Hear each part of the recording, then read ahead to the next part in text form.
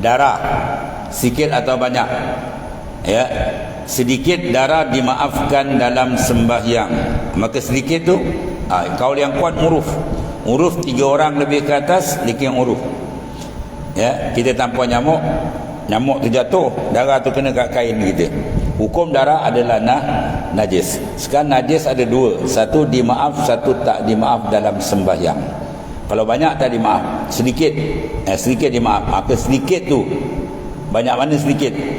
Ada yang kata besar duit 10 sen, ada yang kata besar duit 5 sen, ya. Maka yang kuat ialah uruf suara ramai. Kita tunjuk ramai-ramai tu, sikit tu, hukum dia sikit. Bila sikit maknanya sah dibawa dalam sembahyang. Kalau ada banyak tu besar jari, ni kata sikit lah tu, kan. Satu besar jari, besar tu punya tapak tangan, ni sedikit saya, maut itu. Tepik belakang berpenuh belakang, tu dah kira banyak. Bila banyak tak dimaaf. Masalah menanggung makna najis dalam sembahyang. Bila darah tu najis, maka sedikit itu dimaaf. Habis.